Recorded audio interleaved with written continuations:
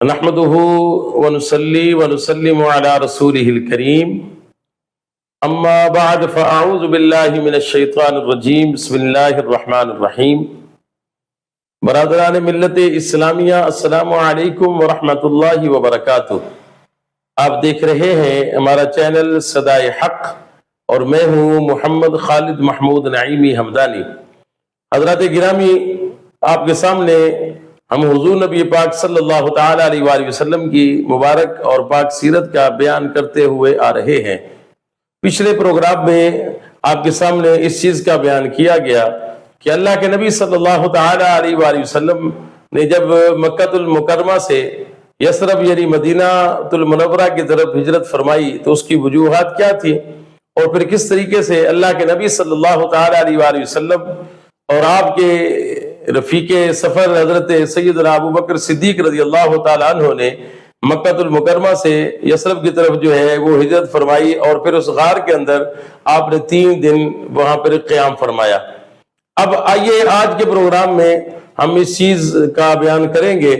کہ وہ جو انصار صحابہ تھے اور جو مدینہ سے جو مکہ المکرمہ سے ہجرت کر کے مہاجر صحابہ یثرب یعنی مدینہ المنورہ پہنچ چکے تھے، ان کی کیفیات کا کیا عالم تھا، یہ ذہن میں رکھیے گا۔ یہ بڑی ایک سمجھنے والی بات ہے۔ مکے سے مدینہ المنورہ تقریباً 12 دن کا سفر تھا۔ صحابہ کرام کو جب پتہ چلا کہ حضور نبی کریم صلی اللہ تعالی علیہ وآلہ وسلم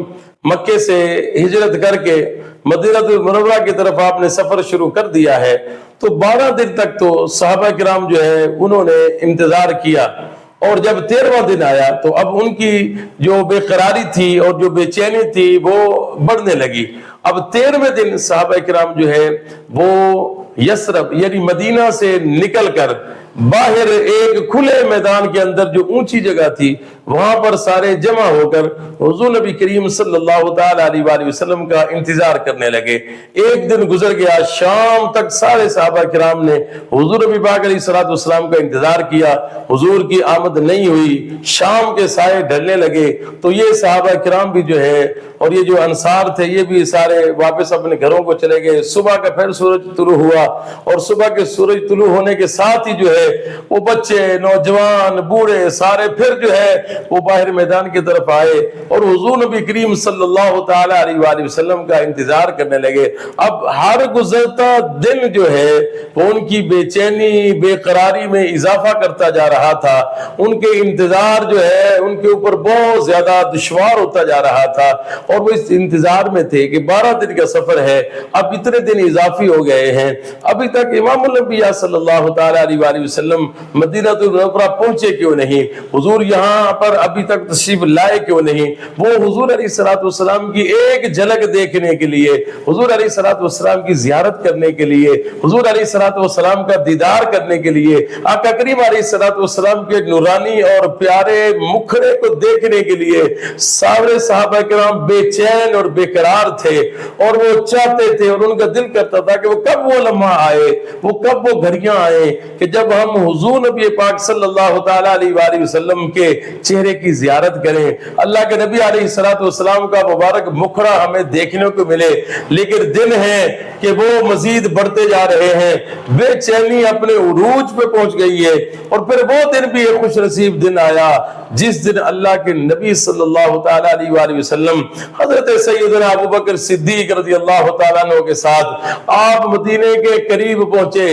شام کے سائے ڈھلنے کے قریب تھے، صحابہ کرام جو ہے واپسی کے لیے تیاری کر رہے تھے کہ چلو گھروں کو واپس چلتے ہیں، لیکن اسی دوران ایک شخص نے دور سے دیکھا کہ مختصر قافلہ چلتا ہوا آ رہا ہے، اور اس نے دیکھا کہ اس قافلے پر جو ہے وہ رحمتوں کے سائے ہیں۔ جب اس نے ان سائوں کو دیکھا، ان رحمت کی گھٹاؤں کو دیکھا اور رحمت کی چھاؤں کو دیکھا اور بادلوں کے سائے کو دیکھا، تو اس نے دور سے پکار کے کہا، او مدینے والو، تمہیں مبارک ہو، تم جس کا انتظار کر رہے تھے، جو تمہارے دلوں کا چین ہے، جو تمہارے دلوں کا سرور ہے، جو تمہاری آنکھوں کی ٹھنڈک ہے، جس کو دیکھنے کے لیے، جن کا دیدار کرنے کے لیے تم اتنے دنوں سے بے قرار اور بے چین ہو، تمہیں مبارک ہو کہ وہ نبی رحمت صلی اللہ تعالی علیہ وآلہ وسلم تشریف لا رہے ہیں۔ بس یہ آواز جب صحابہ کرام کے کانوں تک پہنچی،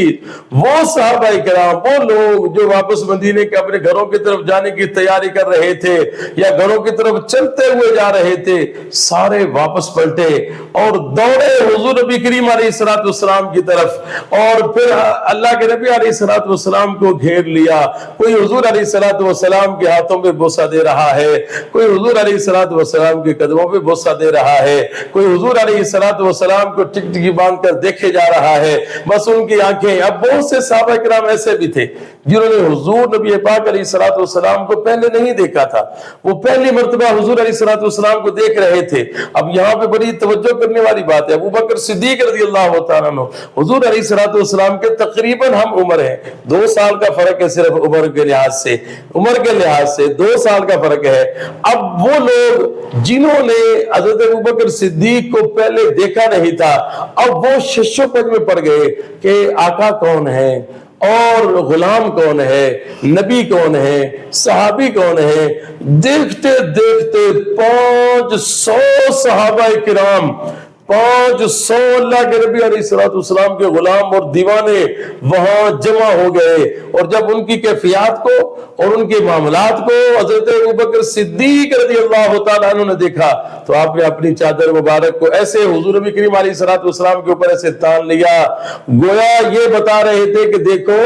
یہ جو چادر کے نیچے ہے یہ آقا ہے، اور جو چادر کا سایہ کیے کھڑے ہیں یہ غلام ہیں، یہ نبی ہیں اور یہ صحابی ہیں جو سایہ کیے کھڑے ہیں، تاکہ لوگوں کو پہچاننے میں، لوگوں کو سمجھنے میں کوئی غلطی نہ ہو اور پہچاننے میں آسانی ہو جائے۔ اللہ کے نبی علیہ السلام نے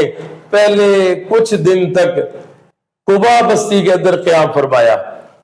500 صحابہ کرام، اس میں امیر بھی تھے، سب آئے، سواریاں لے کر آئے، یا رسول اللہ صلی اللہ تعالیٰ علیہ وآلہ وسلم ہمارے ساتھ تشریف لائیں، آگے چلتے ہیں، مدینے کی طرف آگے چلتے ہیں۔ حضور نبی کریم علیہ السلام نے فرمایا کہ میں ابھی کچھ دن یہیں رکوں گا اور پھر اس کے بعد پھر مدینے کی طرف آگے بڑھیں گے۔ اللہ کے نبی علیہ السلام کئی دن تک آپ اس قباء بستی کے اندر آپ نے قیام فرمایا، اور با نصیب اس قباء بستی کے رہائشیوں کے، قباء بستی میں رہنے والے خوش نصیب صحابہ کرام کے، کہ ان کو اللہ کے نبی علیہ السلام کا پڑوس میسر آ رہا ہے۔ وہ شب و روز صبح و شام اٹھتے بیٹھتے حضور نبی کریم علیہ السلام کے چہرے کی زیارت کر رہے ہیں، حضور علیہ السلام کی خدمت کر رہے ہیں، حضور علیہ السلام کی غلامی کر رہے ہیں، حضور علیہ السلام کی زیارت کر رہے ہیں، اور پھر اسی قباء